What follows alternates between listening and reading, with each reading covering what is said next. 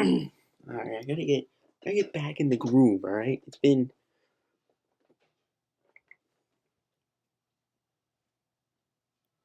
really been 5 days? Wow. Wow, that's what happens when you have a busy weekend. You miss 5 days and okay. I need to fix this. What up? What is up, baby? We're back. Finishing the award predictions for the NBA is the final one, MVP. So, um, by the time I'm doing this, they did this NBA Instagram did this like 3 days ago. They already released the finalists for all the awards, including the MVP. So, um, before I start my predictions for who should win, I kind of figured if I should see if I got my predictions right for nominees for awards. So let me go to the NBA Instagram and let me see how bad I did. I believe the first one that I did was Coach of the Year. I might be getting this wrong, but I think the first one was Coach of the Year. I said Brad Stevens, Greg Popovich, and Quinn Snyder were my nominees, and the official one is Brad Stevens, Quinn Snyder, and Dwayne Casey, which I think is pretty interesting because I understand that they led the Raptors. Not they, nah, yeah. Oh my God, he led the Raptors to the 1 seed with a 56-26 record, and they did get out of the first round, but then they got swept by LeBron, and he got fired.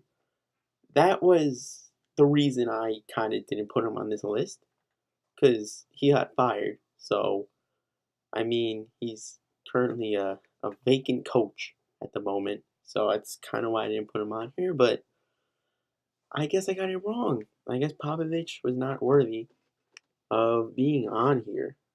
Next one was most improved, and I said it was Victor Oladipo, Andre Drummond, and Jamal Murray.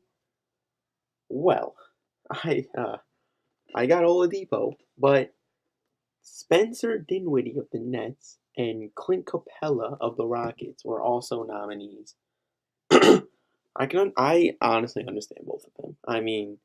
Dinwiddie came out of nowhere. He won the skills competition. He emerged as the starting point guard, and then Russell was the shooting guard. And Clint Capella just evolved into a top 10 center in the league. Defensively, he's incredible, and his offensive game was even improving inside. So, I guess you can make it an argument for Jamal Murray and Andre Drummond, but I guess I got it wrong. So, yeah.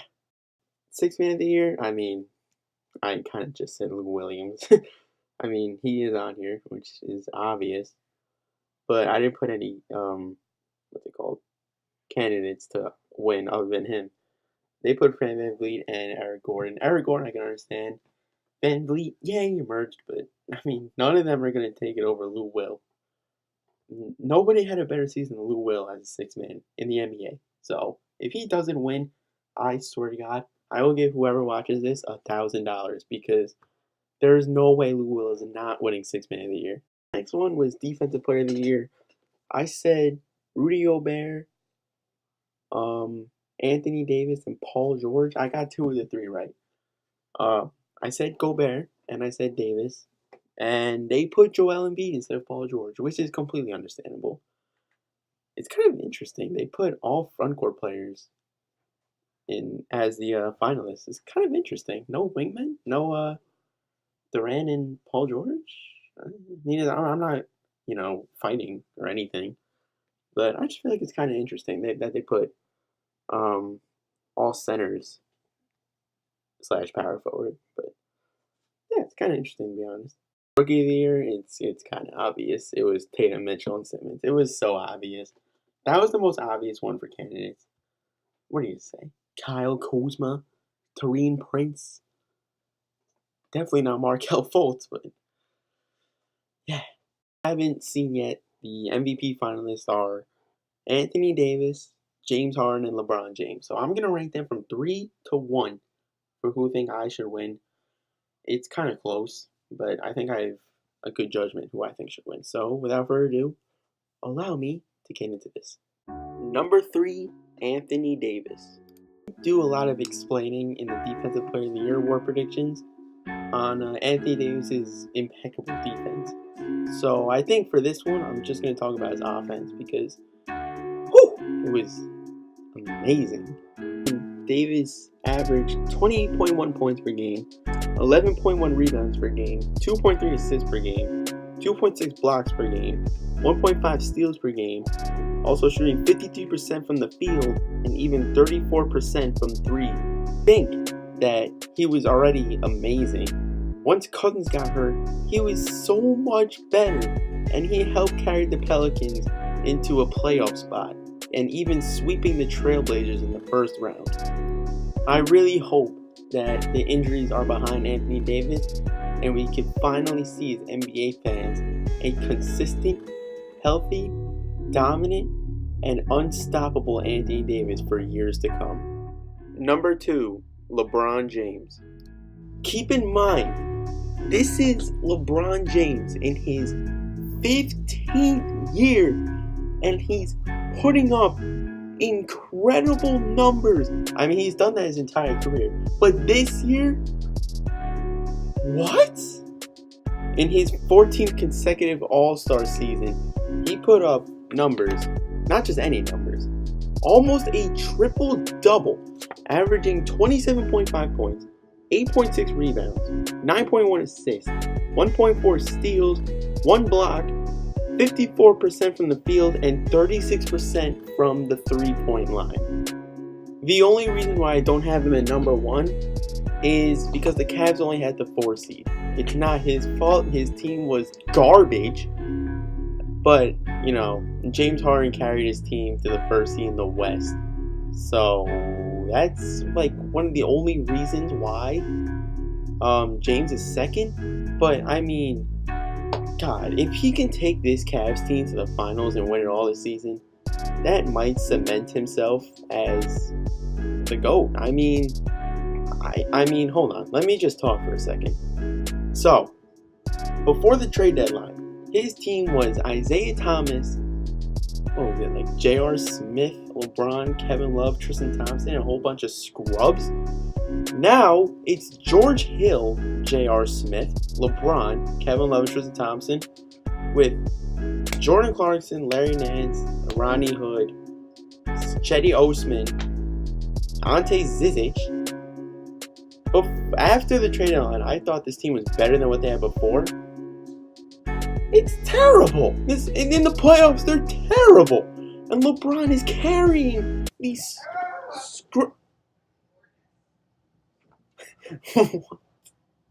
Literally, the only players that are showing up for this team is LeBron, of course, at times J.R. Smith, because we don't know what we're going to get. We're either going to get a 0-point game or like a 25-plus point game from J.R. Smith. He's the most unpredictable player on this team.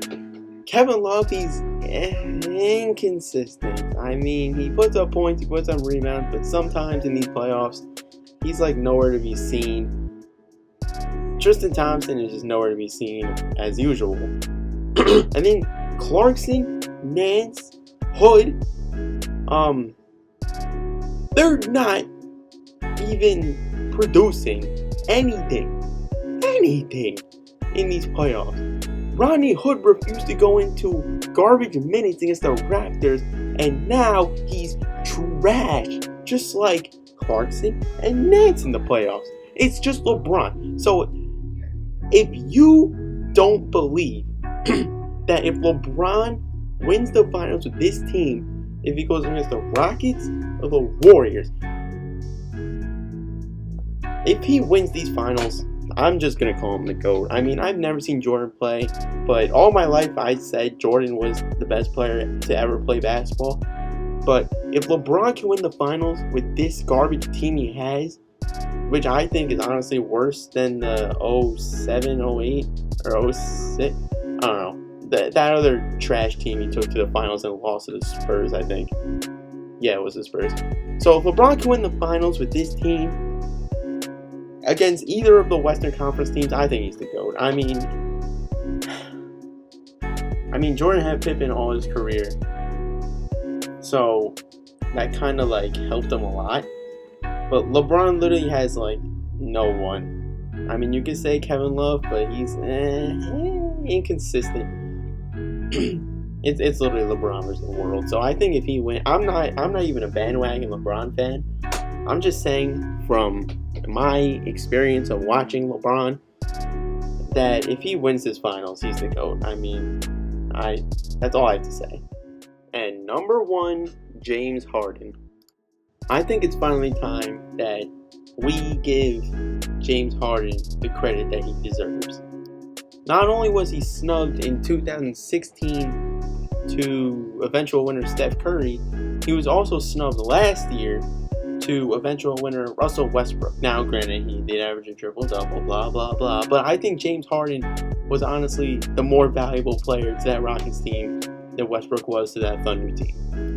This season, the Beard averaged 30.4 points per game, which led the league, 5.4 rebounds, 8.8 assists, 1.8 steals, 0.7 blocks, 45% from the field, and 37% from 3.